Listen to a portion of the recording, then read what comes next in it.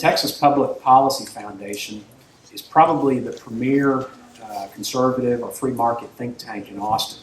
These are the guys that really have the ear of a lot of legislators when it comes to governance issues at the Capitol. With us today is a representative at TPPF, and I want to tell you what they've done over there. TPPF is normally looks at all levels of government, but they've recently formed a new subgroup called the Center for Local Governments within TPPF. And our speaker today, Jess Fields, is working pretty much full-time in that area. And what's interesting about Jess is not only is he working in the area of local government, he is, until recently, a local government official. Jess was a council member in the city of College Station from 2010 to 2013, representing approximately 100,000 people in an at-large position. Jess is a graduate of Texas A&M University.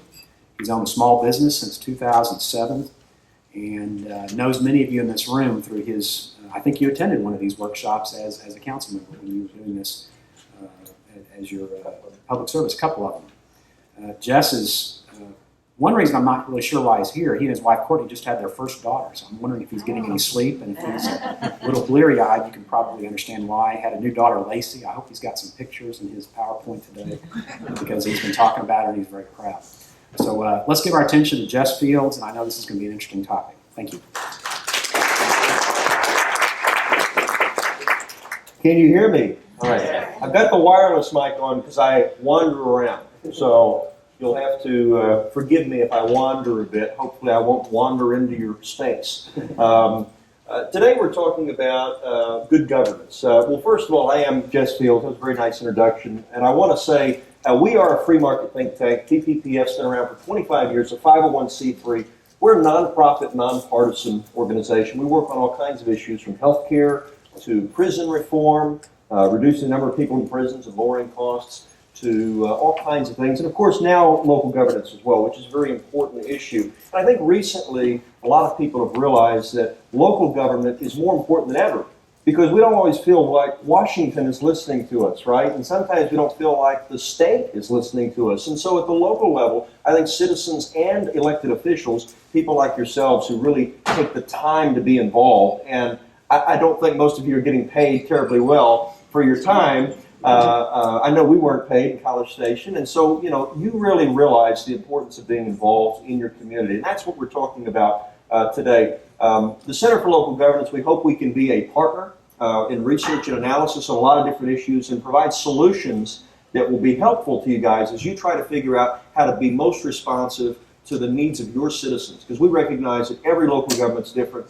every city's different, every county's different, everybody's got different needs. So good governance in the 21st century, you may have seen the title on the handout is Meeting the Challenges of Good Governance in the 21st Century.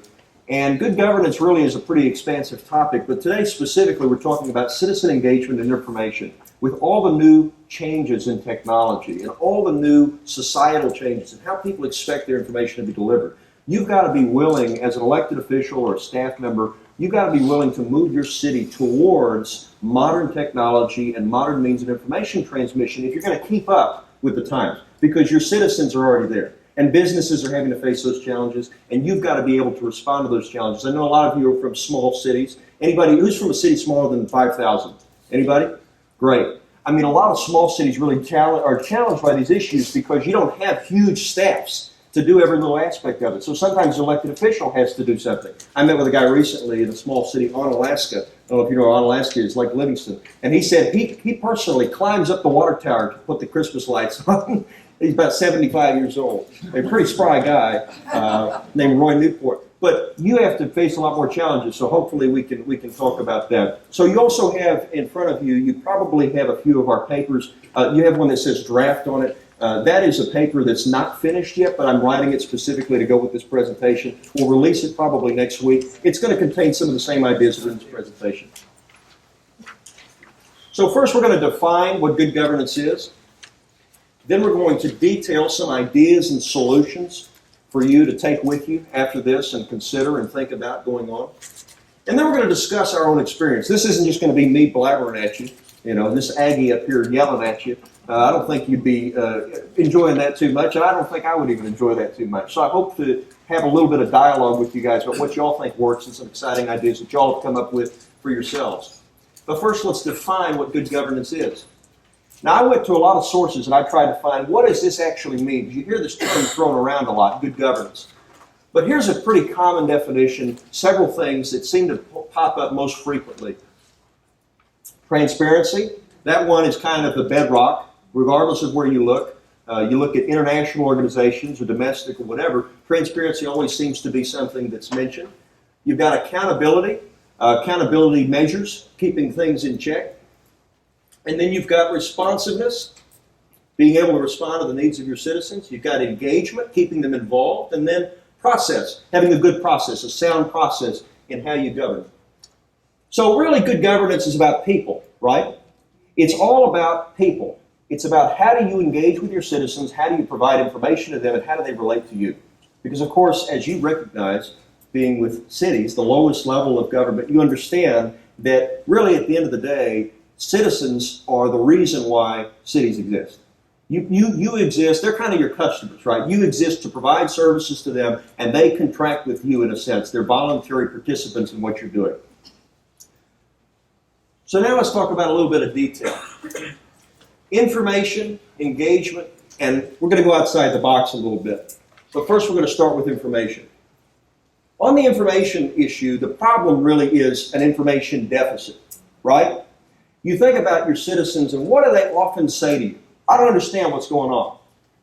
What are you guys doing? What are you saying? What does this mean? What's in this? What does this budget item mean? What is this program going to do? There's a hierarchy of knowledge in local government, in cities. And if you'll pardon me for a second, I'm going to spell that out for you. At the top, you've got God, omniscient, right? Knows where every paper is filed, knows where every employee is working at a given time, knows what you're doing in your off time. Then you've got staff. I almost put T&L in there, Bennett. I joked You're at the top. Yeah, well, I was going to say, I joked with Cheryl, I almost put TML up at the very top, but then I thought, no, I'd be sacrilege. No, you've got your staff is professional, right? They're trained to do this. They understand how to run the day-to-day, every little task that goes on in your city. Every little thing that goes on, you've got your staff there for. And then you guys, you understand less than the staff, elected officials, but you understand more than the average citizen. You've got some training because you're working with the staff. You see what's going on. You see the process. You see the agenda, the items, the budget.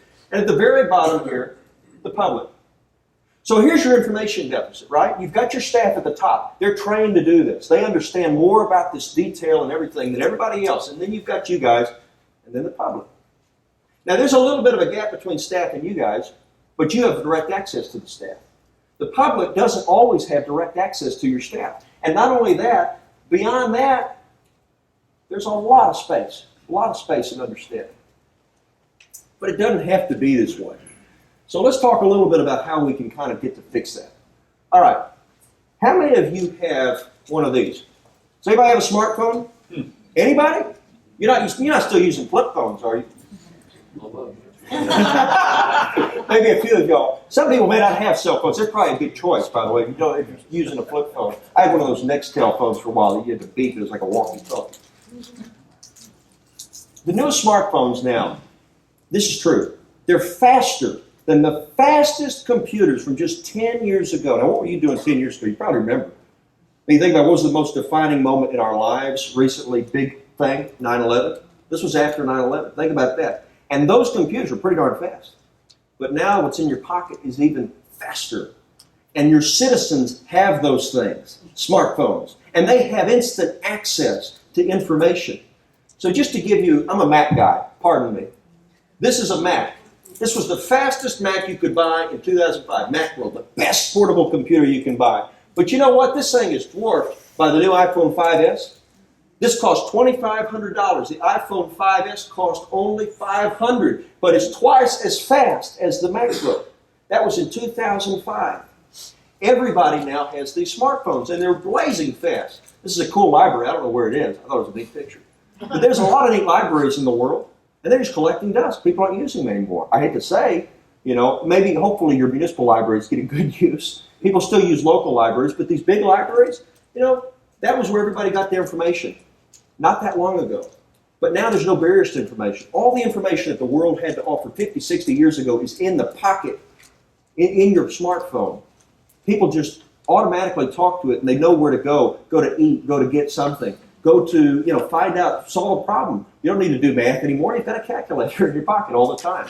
Calculators at one time were large. So the question really is, are you behind the times? And I hate to say that in a blunt way. I'm not trying to accuse you of you behind the times, but you have to ask yourself, are you behind the times? Are you meeting this particular challenge? Because everybody's got this quick access to information. They expect it. If a business doesn't provide that kind of access to information, to their service, to their product, people aren't going to buy it. And if your information isn't easily accessible, you're way behind. Now, a lot of people say, well, look, we don't have that, but the truth is we're not hiding anything. Come on now. We're not hiding anything. You probably aren't hiding anything. But you know what? Perception's reality.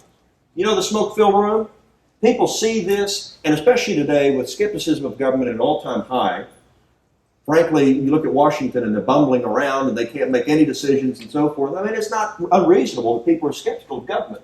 But perception is reality. And if you're not providing this information, then unfortunately the perception is not necessarily a good one. Information shows, but a lack of information hides. So really what you're talking about is, if you provide the information, you're cutting this issue off at the pass. You're not going to give people the opportunity to think that there's something going wrong, that you've got a smoke-filled room. Now to prove this, I've got you a fancy chart. And this fancy chart proves absolutely nothing, and it uses no data of any kind, but I thought that it makes a point. Here I've got something I've called the smoke-filled room index, okay? And this is the amount of information provided here at the bottom. Now, if you don't provide much information, your smoke-filled room index is off the charts, folks. If you don't provide information, people are going to assume something's going on over there in City Hall, even if it's not. Now, but the more information you provide, that goes down. I have no data to prove that, but sorry. Figured you would appreciate a fancy chart, because when I went to TML Bennett, everybody's got fancy charts, so I thought that's what people want to do. Okay, but I found some real numbers. Okay, it's not just a fancy chart. I did find some real numbers to substantiate this. 46%. Now, let me tell you real fast. This came from a study of federal government agencies, but it's applicable to you too. All politics is local kind of thing. You can scale this down. They did a study of which agencies put their information on the internet, and those agencies that had a transparency website and those that did not. And what did people's perception change the more they had that, the more they saw this transparency information, or whether they didn't? Well, if you have a transparency website, 46% of people have more trust in government. That's not a majority, but that's a pretty good amount. 46% have more trust in government. I can tell you, if you don't have one, nobody's going to have more trust in government. They might have less. 49% of people are likely to use the site as a primary resource. Now, how many communications staffers, you may have a communications staffer. If not, you've probably heard press people say this or something. But how many people say, I wish that people would just take what we say as the truth, or that we put out these facts and people just don't want to use the resources that we make available to them, right? You make all these resources available and then nobody looks, it seems like. Well, if you've got this transparency information, 49% are more likely to use the site as a primary resource. And finally, 37%, and this is pretty interesting, are likely to return to the site. So you'll hook people in. They will say, wow, that's pretty good information. This city's actually got something going on. They have good information to provide me. They are a trusted authority, and then I am going to come back and take a look again. Now, some people say, well, it's too expensive. Well, insurance is too expensive, right? I mean, how many of you have insurance? I'm sure everybody's got insurance, right? You've got home insurance, car insurance, health insurance, life insurance. Some of you have insurance on other things. Smartphone insurance. Exactly. Right, you get the smartphone, then you get insurance for it. Well, you have insurance so you don't have to use it. But if you never use it, that's okay. Now, health insurance you use, but you never use your home insurance, that's okay. You're fine with that. You've got it in case something happens. Why do you have all these transparency and information measures? You've got them so that if somebody looks, it's there. Nobody might look. You might have no citizen in your town of 2, 3, 4, 5,000. Maybe nobody cares. But if you put it up on the web, it's there. And you can say it's there. And when they ask that question, if that happens, or if you have a controversial issue, it's there. This is an insurance policy for good governance. People will know that it's there. And if they don't use it, that's okay. And by the way, on the cost, briefly, it doesn't cost anything to have a website. It doesn't cost anything to have a website. If you don't have a website, I'm not going to ask you if you have a website or not. But if you don't have a website, you can go on WordPress.com and get one for free. It doesn't have to be complicated. I've seen some pretty nasty looking websites. Some of y'all pay a contractor to get a website, and that's fine. But you don't have to do that. You can go make a little blog. Put up your agenda. Put up your minutes. It's not that hard. It really isn't. And then you can get a Twitter and a Facebook. We'll talk more about that in a second. But you can get this stuff for free. For free. TML can probably help you. I'm not going to volunteer TML services, but I would imagine that there's good examples out there of how to do this. And for goodness sakes, I'll answer some questions for you on this if you want. So how do you do it? Well, here's a few different ways. You got a transparency webpage. That's number one. Then you've got financial reports you put on there. That includes, by the way, your CAFRs and so on and so forth. But your current tax rates, your check registers, your agendas, your minutes, your budget. And then if you get all that stuff, you can apply for and get this fancy little thing on your website, the Texas Comptroller Leadership Circle. Does anybody have the Leadership Circle on their city? This is a really big deal because you can say to your citizens, we are the gold standard in transparency. All you have to do is put your budget, check register, agendas, and minutes online. It's not that hard. But it is something that makes you look, wow, they really are doing something here. So a website, you need a website. Put your records online. A location, you need to have your stuff accessible in City Hall. Don't have it so far off site, just your regular kinds of things. I'm not talking about tiny little agreements from 15 years ago. I mean your recent budgets, your recent agendas. Have them accessible. If somebody walks into City Hall and they ask for it. And then your process. And this is the most important part. This isn't that hard if you make it regular. Make it regular. And what does that really mean? Make it regular. It means get in the groove. Oh, look, get in the groove. Make it something that's not hard. Make it something that when you have a meeting, your staff knows that we're going to put this online. We're going to put this agenda online. We're going to put these minutes online. It's just going to happen. It's a regular process. If you get into a regular process, it's not necessarily that hard.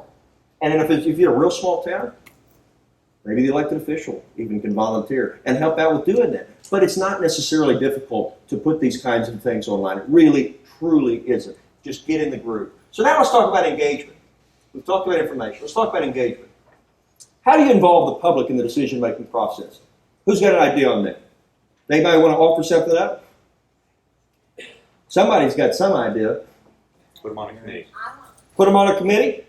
No, I want to put portals and accesses on our webpage. Put stuff on the website? Who else? Who else has something?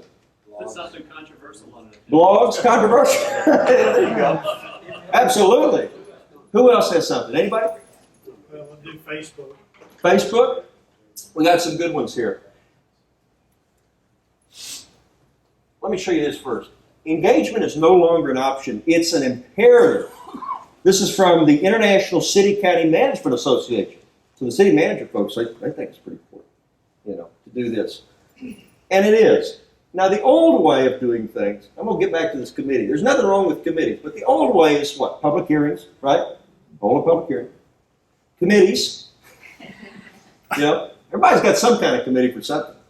I think Ross Perot one time said that at EDS, if they see a problem, they see a snake, they kill the snake. They don't form a committee to kill on snakes. But committees are important. I mean, and you have to have committees. Notices, you're required by state, of course, to have certain notices.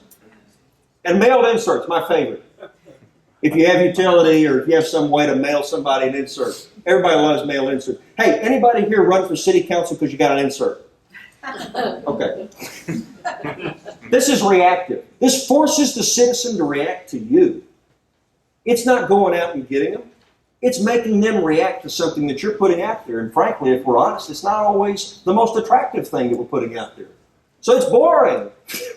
In fact, I'm going to start to say it's crushingly boring. Crushingly boring. So we need to be proactive. not reactive.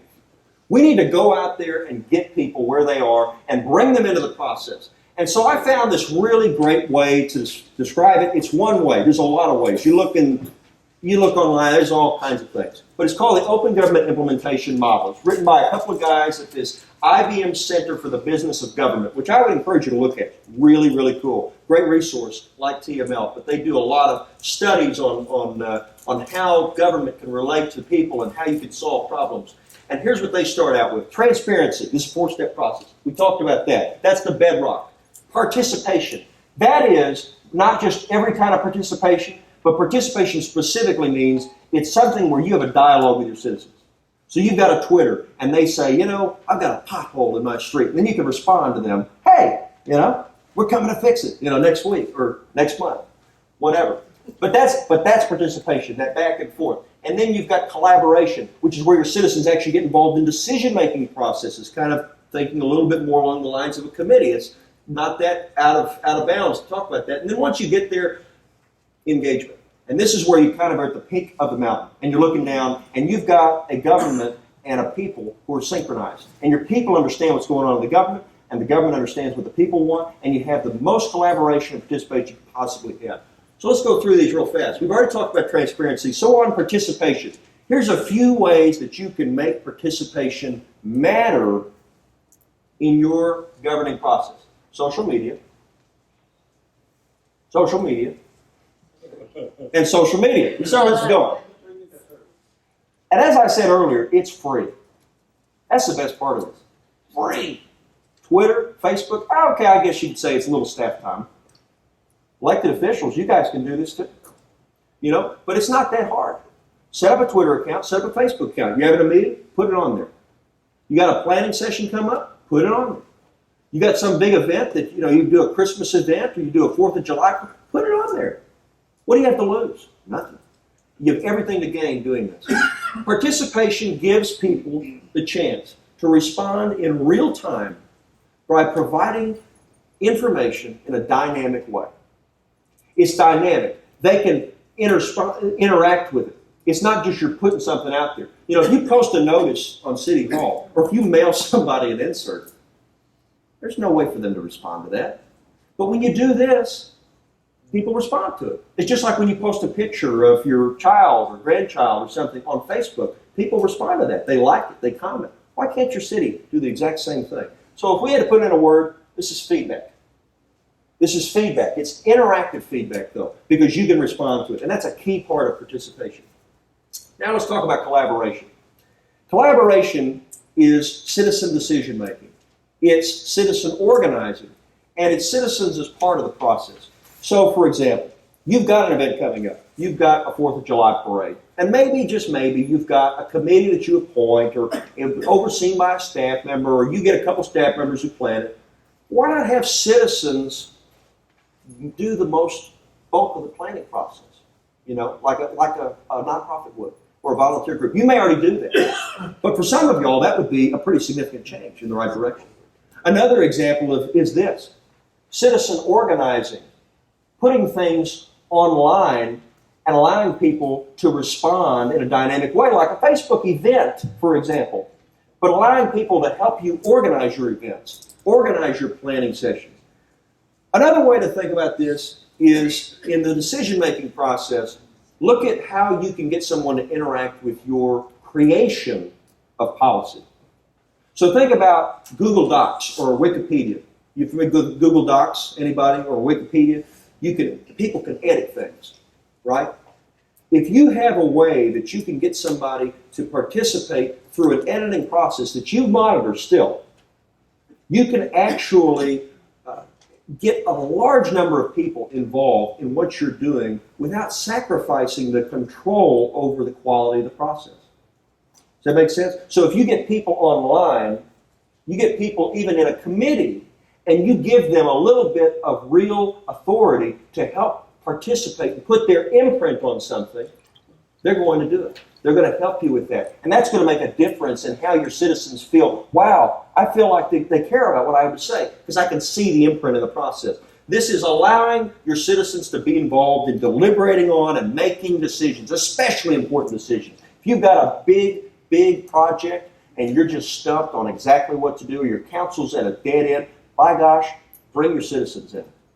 You have nothing to lose and everything to gain, and they will feel very good about this. But you'll feel good too. You'll probably get some really good ideas out of it. This is inclusion. This is inclusion. This is bringing people into processes where maybe they wouldn't traditionally be in processes. All right. And then finally, we get to this engagement. And we're talking about engagement. We're talking about with this model, you get to a level of continuous public engagement, seamless connectivity, and complete integration. This is what we were talking about earlier. Make it regular. Make it regular. Make it something that's not unique or crazy or weird. All of a sudden, the council's decided to do what?